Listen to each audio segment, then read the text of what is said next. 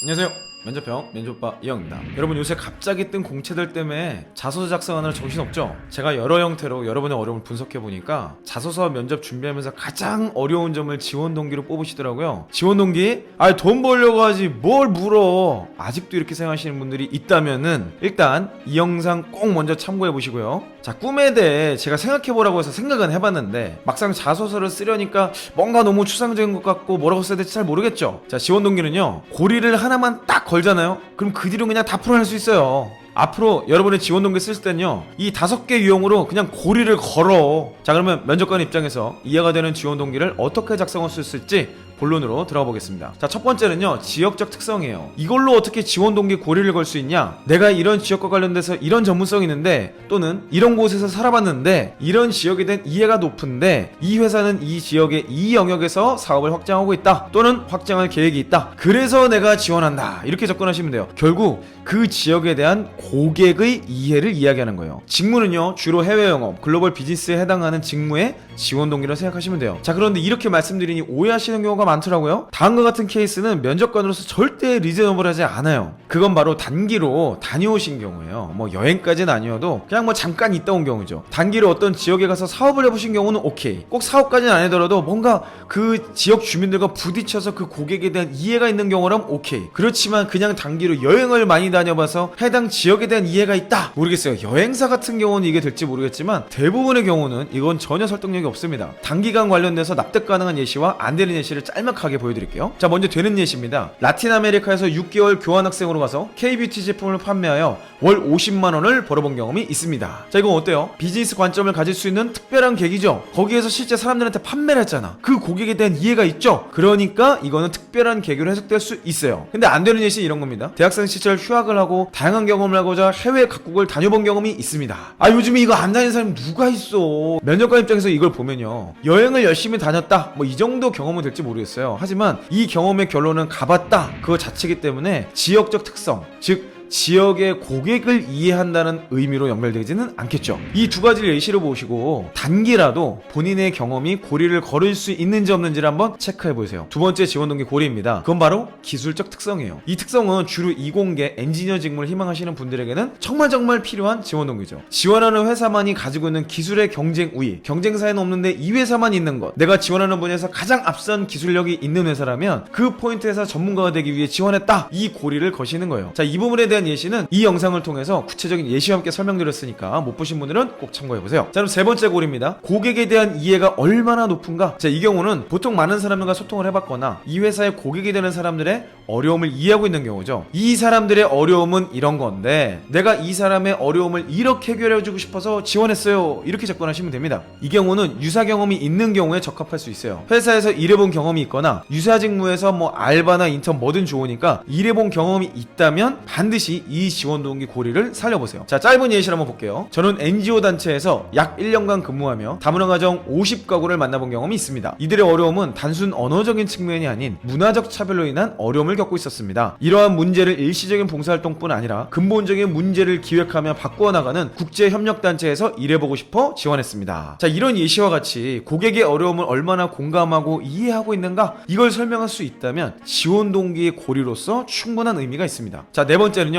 상품과 서비스의 매력도를 충분히 설명할 수 있다면 지원 동기를 쓸 수 있어요. 지원하는 산업의 관심도가 높은데 그 안에서 여러 회사의 제품과 서비스를 사용해 봤다면, 예를 들어서 삼성, LG, SK 3개 다 써봤어. 근데 내가 지원하는 삼성만의 매력이 있더라. 자, 이 회사만이 가지고 있는 제품 혹은 서비스가 나를 감동시켰어. 더 많은 사람들이 사용할 수 있도록 도전해보고 싶다, 기여하고 싶다, 이걸 연결고리를 거는 거예요. 여기서 중요한 게 있는데요, 경쟁사의 제품 혹은 서비스랑 비교를 꼭 해봐야 돼요. 타사에는 없는데 지원하는 회사에만 있는 지원 동기로 만들어 놓으세요. 그러면 이 지원 동기는 상품과 서비스를 고객 관점에서 반드시 이용해 본 사람만 고리를 걸 수 있겠죠. 자, 이것도 안 되는 예시와 되는 예시로 나눠서 설명을 드려볼게요. 먼저 안 되는 예시입니다. 저는 CJ 올리브영의 8년간 VVIP 고객으로서 다양한 서비스를 이용해 본 경험이 있습니다. 올리브영은 고객 만족을 위해 매달 VVIP 고객들을 대상으로 쿠폰을 발급하고 런칭 상품을 제일 먼저 쓰게 해주는 등 다양한 서비스를 제공하고 있습니다. 이러한 서비스를 이제는 직원으로서 더 많은 분들께 누리게 해주고 싶습니다. 이거 그냥 고객이죠, 고객. 고객, 이건 충성 고객이야. 충성 직원이 아니거든. 자, 여기서 핵심은 뭡니까? 쿠폰 발급, 런칭 상품의 우선권이죠. 이게 올리브영만 제공하냐고. 다 해. 이거 안 하면 그건 VVIP가 아닌 거야. 자, 그럼 이거를 어떻게 작성해야 되는지 한번 알아보죠. 자, 되는 예시로 바꾸면 이렇습니다. 저는 CJ 올리브영의 8년간 VVIP 고객으로서 다양한 서비스를 이용했습니다. 타사 대비 20% 높은 쿠폰 할인 적용률, VVIP 대상 이벤트 매달 5회 진행하여 올리브영의 상품 충성도를 갖게 해줬습니다. 또한 고객으로서 자체 PB 상품에 대해서 가격은 낮지만 퀄리티가 훨씬 높은 점을 보며 만족하였습니다. 다양한 메이크업 인플루언서들이 극찬하고 화장품 전문가들이 인정할 만큼 경쟁력 있는 상품을 보며 올리브영이 고객 니즈에 얼마나 민감하게 반응하는지 알 수 있었습니다.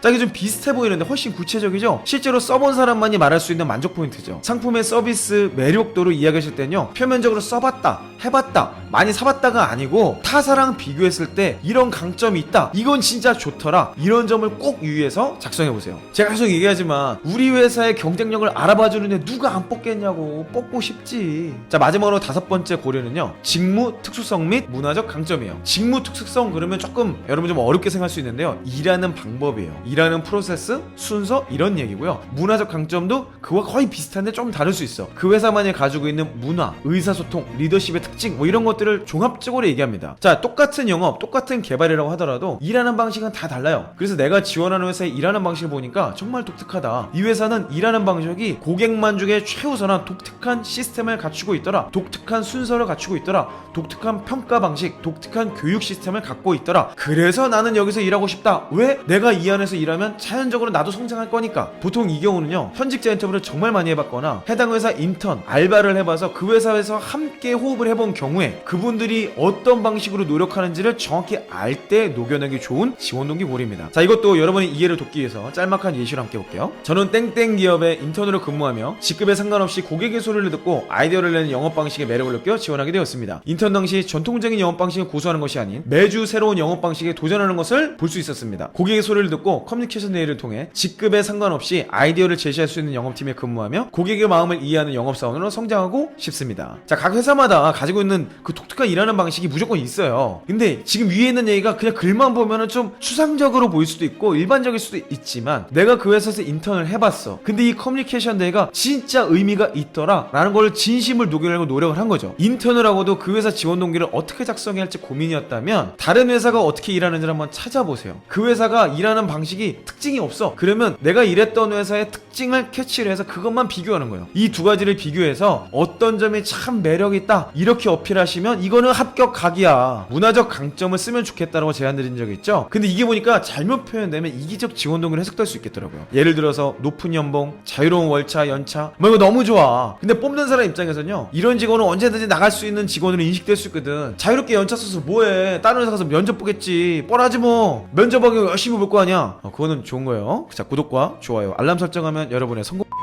그래서 인사제도, 내부 직원 모두가 동의하는 문화적 강점을 알고 계신 분이라면 이 직무 특수성, 일하는 방식의 독특함, 문화적 경쟁력에 포커스를 맞춰서 작성하시면 좋을 것 같아요. 핵심 뭐라고 그랬어요? 내가 직접 경험한 것, 아니면 굉장히 많은 사람들을 조사했을 때 동일하게 이야기했던 임팩트 있는 한 사례, 이걸 가지고 이야기를 하는 겁니다. 네, 오늘은요, 방향성 없이 지원 동기를 작성하고 계셨던 분이라면 제가 제안드리는 지원 동기 고리 5가지를 꼭 적용해보세요. 지원 동기를 작성하는 방향타가 되어줄 겁니다. 사실 현직자 인터뷰를 해보는 것만큼 명확한 지원 동기 작성법은 없는 것 같아요. 또는 그보다 강력한 건 여러분들이 직접 경험해보는 거겠죠. 하지만 이런 고리들을 여러분들이 참고하셔서 작성하신다면 도움이 될 거라 생각합니다. 그럼 저는 앞으로도 여러분의 성공적인 취업과 멋진 커리어를 위해서 계속해서 함께 달리도록 하겠습니다. 이상 이영이었습니다.